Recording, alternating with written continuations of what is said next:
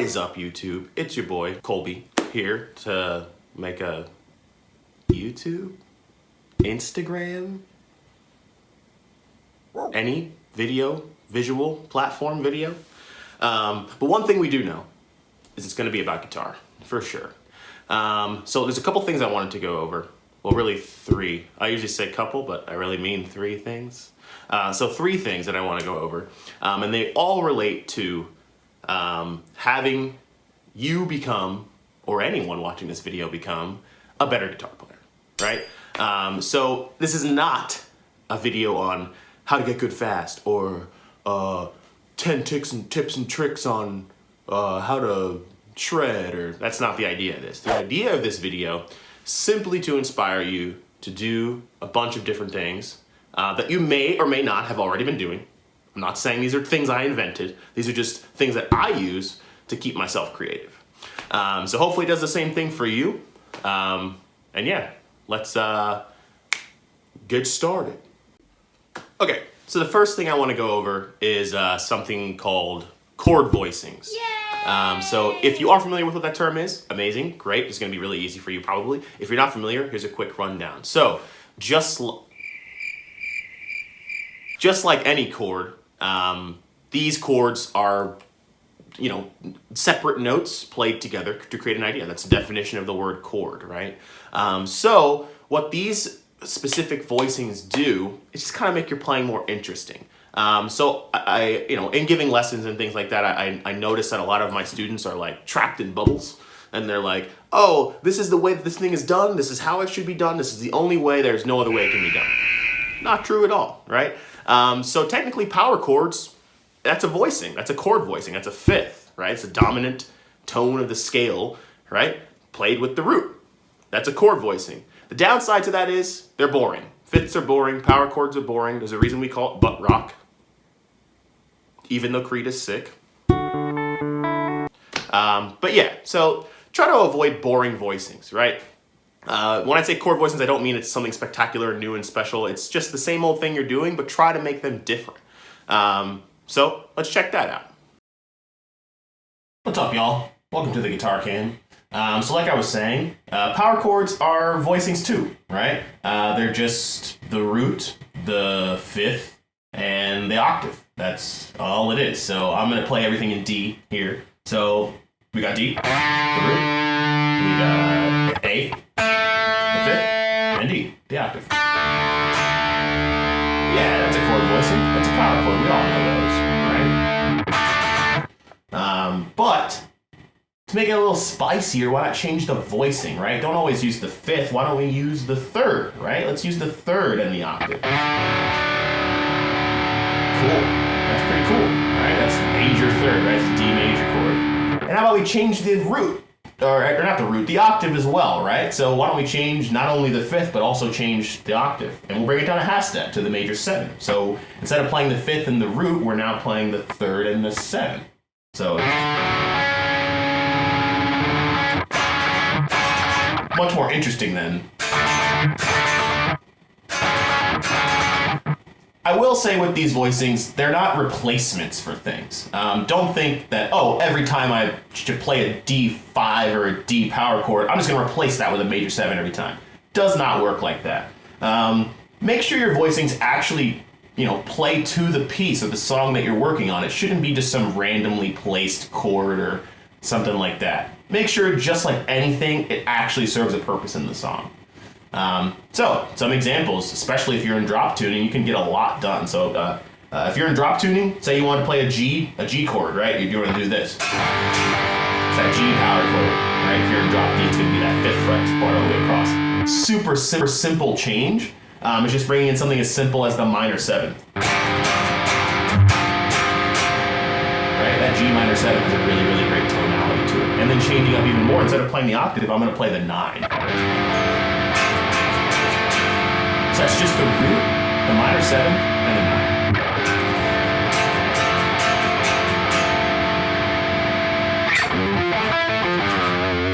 9. Then arpeggiating, it gets even crazier. So yeah, there's a little something that hopefully makes things a little bit easier for you and breaks you out of the box of just playing the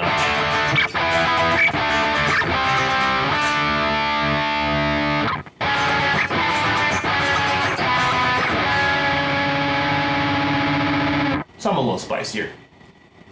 All right, sick. Hope that little tidbit on voicings helped you out. It's really, really useful. It's super, super easy to do. Like it's a really simple concept. If you're not familiar with intervals, I suggest researching that, or you could simply ask me, DM me, get at me. I got the lessons on deck. I can teach you all about that good stuff. The next thing I want to go over, it's kind of a good segue, is alternate tunings. So alternate tunings are a really, really good way to keep yourself inspired. It's an easy way to just kind of break yourself out of a box because one, you really can use a lot of the same shapes that you're locked into, but because the pitches of the strings have changed, it's going to change the auditory quality of what's going on. So as you hear different tones, you may be inspired by different tones and create different tones. So it's kind of the idea behind the alternate tuning. A lot of people use it to just have an easy way to change the key of the song. I personally use it to have bigger chord voicings because, as you can clearly tell, that's like my favorite thing. Cool, so let's dive into that. I'll show you my favorite alternate tuning, and then you can play around and get your own alternate tunings. Maybe make up a random one, right? Who cares? All right, y'all. So like I said, I was going to go over some of my favorite tunings. One in particular that I use a ton is called Dadgad. So it's really, really cool. It not just because of the goofy name, but it really legitimately gives you a lot of advantages and disadvantages too. So I'll go over both. So basically, your tuning is D, A, D, Dad, D, A, D, Gad. So Dadgad. Right? So instead of your D major sounding a little wonky, you get a lot of the same tones.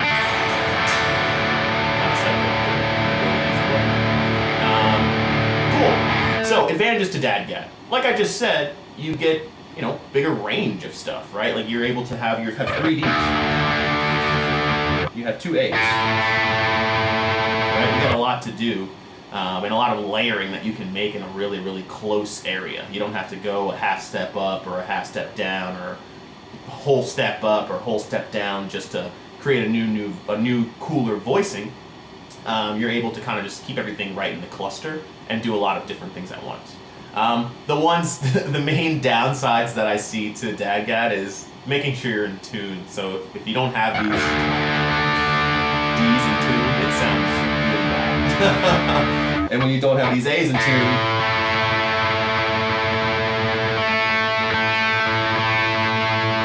it can also sound really bad. So I was a little out there. Tuning is always important, but especially when you're playing multiple notes on top of each other, it's very, very important that you're as close to being in tune as possible. That's going to give you a lot more harmonic quality and just make the chords sound a little sweeter. Even those dissonant tones have a certain relationship that make them sweet in the way that they are. So making sure that relationship is fine-tuned is really important. So some cool chords I like to play in Dadgad, as you guys probably already saw, that D major. Just 2 frets. I'm playing the 5th, just A's on. Actually the same note here. One cool thing too is these strings are only a whole step apart. So, 5th here, octave of the 5th there. Or not octave, same note, octave of the 5th here. Then you got the 3rd, major 3rd here. So, layer these together.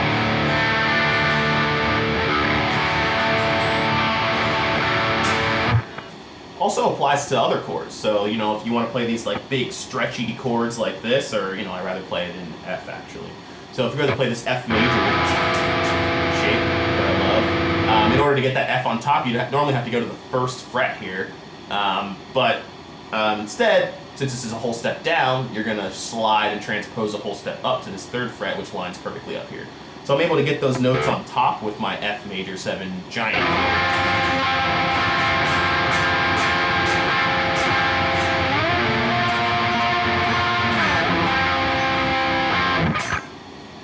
But yeah, so it makes things easier, makes some things harder. It's definitely something to get used to. I recommend using the shapes you already know and playing just in an alternate tuning, seeing what sounds different and picking those parts apart.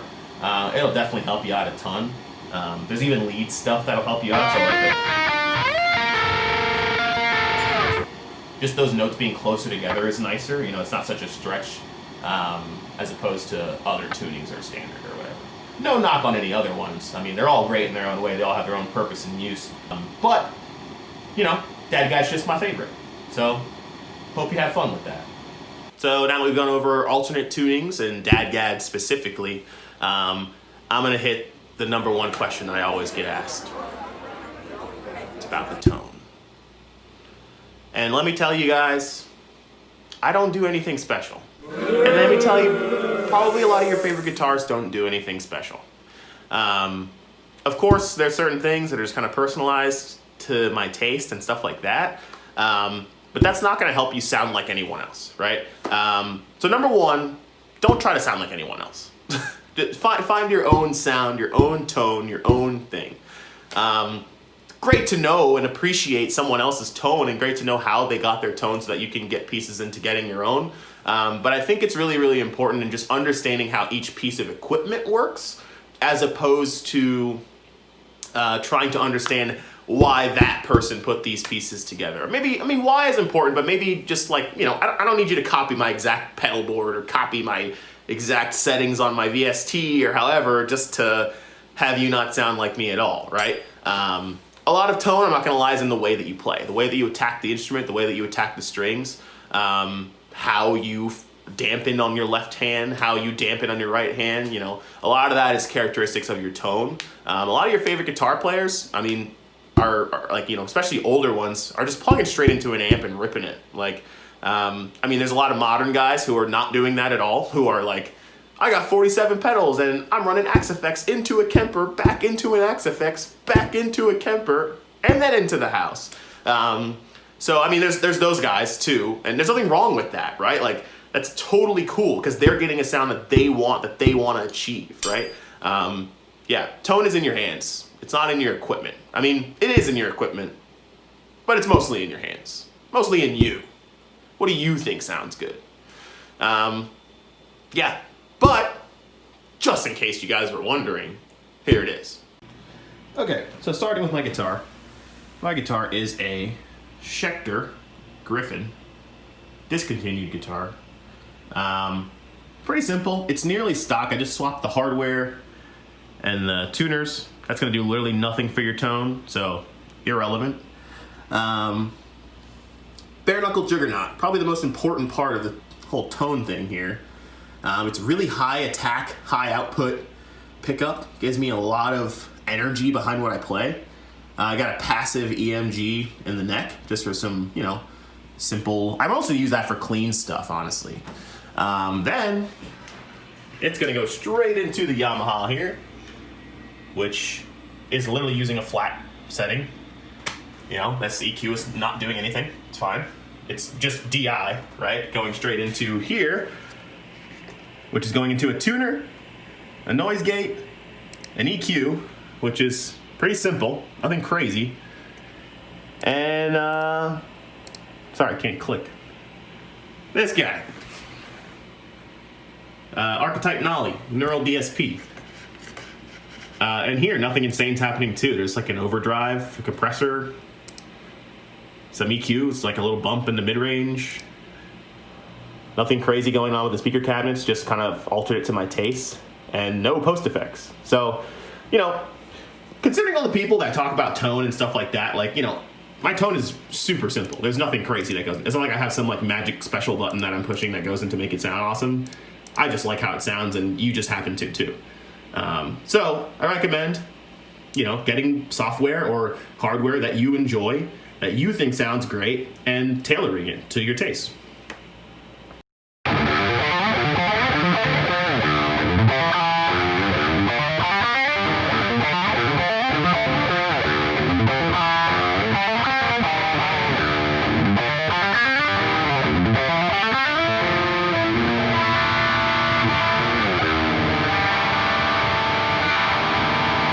Alright guys, that's about it for my first YouTube, Instagram, Facebook video. That's the first one. That's the end of the first one. There will be more, so please like and subscribe. Well, if you're not on YouTube, I guess don't subscribe. I guess you'd follow, and if you're on Facebook, you'd like. But then you should like it on all of them. I don't know, man. We got to find out with a universal term. Keep up with my stuff, because there's going to be more stuff. This is basically what I'm trying to get across to you. So if you're not already following, follow. If you're not already subscribed, subscribe. And if you haven't already liked, please give it a like. Hopefully this helped you out. If it didn't, shit talk me in the comments.